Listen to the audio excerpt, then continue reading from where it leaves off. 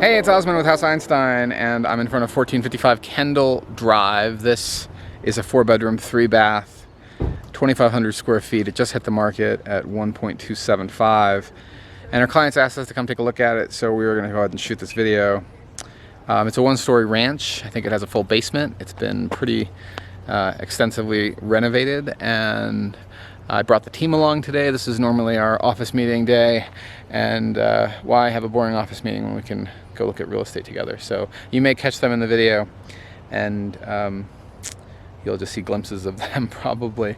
Anyway, let's go take a look at the house and find out what it's all about. Kendall Drive is a very quiet street. There really isn't much reason for traffic on the street. We're Upper Table Mesa, and this is the walk up the driveway.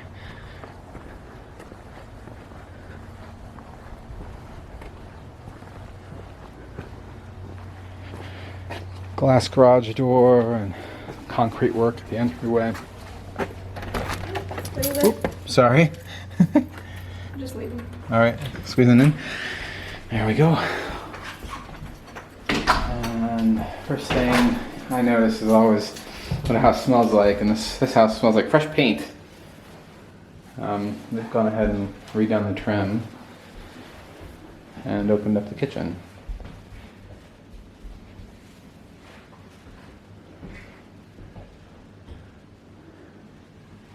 It looks like they've put in beams in the ceiling and LED lights.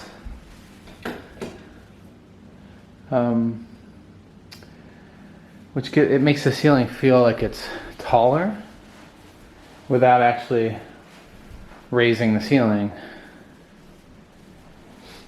We're starting to see more creative ways that people are renovating these houses. Nice big windows and a relatively flat lot compared to some of the ones we've seen. Looks like it's nicely landscaped. Little pocket views.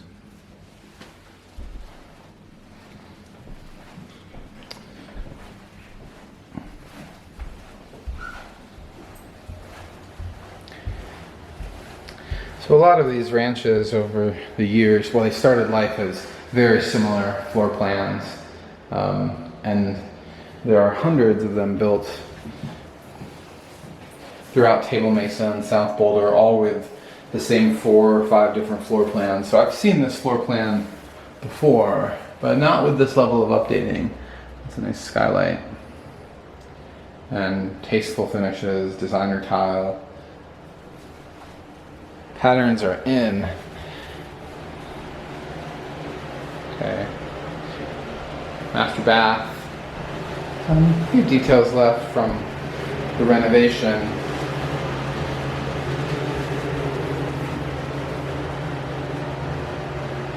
Pretty spacious shower with an overhead spigot, faucet, shower head, that's the word.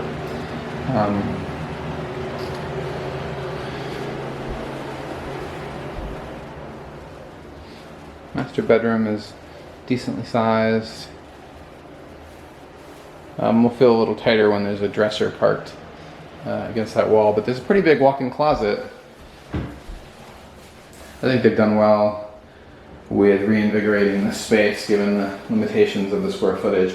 So there's the permit, and one of the things about buying homes that have had a lot of work recently is you want to go through those permits and get a sense of who the subs were and how long the process took, and make sure it's all closed out, especially. There's no, you can sell a house with a permit that's still open.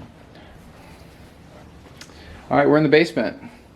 Nice low windows and window wells. Screens are out temporarily. It looks like a gas fireplace has been installed as an insert. I'd say this is a pretty spacious lower level, and the finish quality is decent. The colors, the choice of materials, the carpeting feels good. You can tell the difference in the sound quality when there's carpet on the floor. Suddenly the echoes go away. But this would be a pretty nice space for having a family come hang out. Playroom, den, family room. Put the TV down here. And then in this corner, we've got another bedroom with what might be an egress window. So egress windows are tricky. Likely it is an egress window, but you'd want to verify that with the builder and or with measuring. Egress windows have to be large enough for an adult firefighter to come in and out, and they did something cool. They went with a hinged egress window to the inside, and the reason that's great is because then you can put a big metal safety cover over the egress window that can support body weight. And if you have it opening to the outside, especially with window that's partially below grade, you can't open the egress window without breaking it against the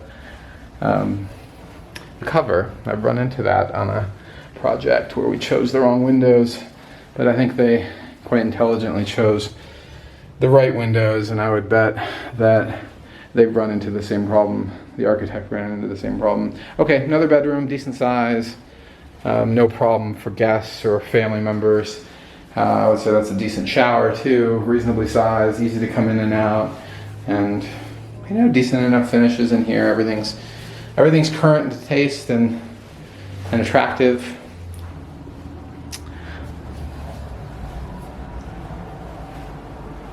All right, here you can see all the concrete cutting that's required to put in new bathrooms.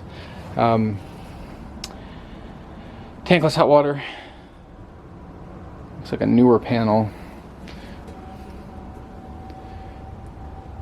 Probably a brand new panel. This house has had a lot of work.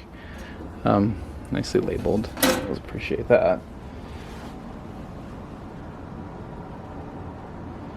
And the walls are floating as they should be, although they haven't removed the shims yet.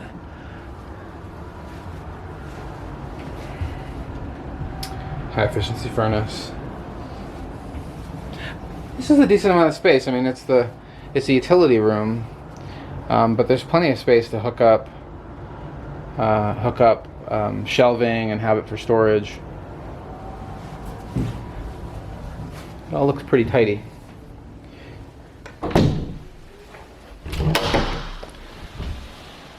Laundry room, spacious laundry room. Been in that bedroom, and I think that finishes the lower level.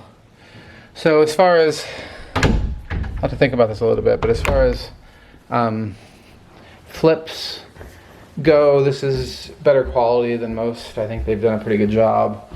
Since there's no buyer, I think you can call it a spec, and given that it's available and on the market. Might take a quick walk around the outside, but I think this pretty much buttons it up. Oh, we didn't go in the garage. They were marketing the glass doors into the garage, so we should take a look at that. I'm thinking about putting this into my own garage, just because of the change in the space, to have all this natural light with translucent glass garage doors. The downside, of course, is the energy efficiency loss versus an insulated door, but boy, the light gain is just spectacular. Looks like another panel, and not quite completed yet because the cover's not even on it.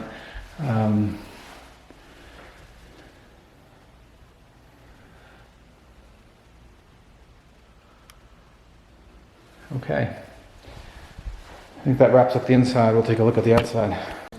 All right, so we finished up inside. We're gonna walk around the outside real quick, see if there's any glaring issues while the team locks up.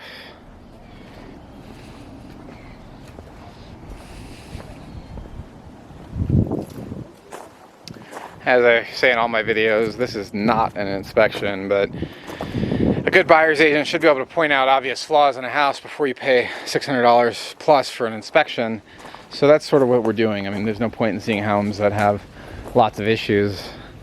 This one's looking pretty decent. I don't see anything glaring. It's all been freshly painted, so that hides a little bit if there's, you know, if there's a hairline crack in the mortar on the brick fascia here, it's brick veneer, it might hide that, but the foundation is fully visible, which I really like because you can get a good sense. It's really hard to, even after you painted it, to hide a concrete crack. Like here's a minor hairline crack. Your inspector will probably tell you that's no big deal and normal, but you wouldn't be able to see that if it was if the landscape was covering the foundation. There's a more substantial, well, a previously repaired hairline crack. Again, those are better questions for an inspector, but I've heard them say it enough times that cracks of that size are probably no big deal. Everyone likes to use the probably words to hedge their bets a little bit, but I mean, this home's been here since the 70s and it only has tiny hairline cracks in the foundation. Given what we've been seeing lately with homes on steeply sloped lots that have major foundation issues in Table Mesa, this is nothing. I wouldn't personally hesitate to buy it, or buy a house with a few hairline cracks in the foundation, and actually own a few. So roof looks brand new. I like the little bump out, and I like the landscaping. It feels way more spacious. Sophie was mentioning you can hear Lehigh. You know, we're here on a quiet Friday afternoon, 3 o'clock, so it's pretty quiet, but we do back to Lehigh, so you will hear that traffic if you own this house. In fact, you can hear a car right now. I would say it's fairly trivial. I always like to see what the neighbors' yards look like. We've got a little portal. Can't quite see it probably with the camera, but looks like it might be a rental house on Lehigh. So you have a line of houses blocking you from that traffic noise. This looks like a nice level lot. What do you think, Taylor? Yeah. Okay.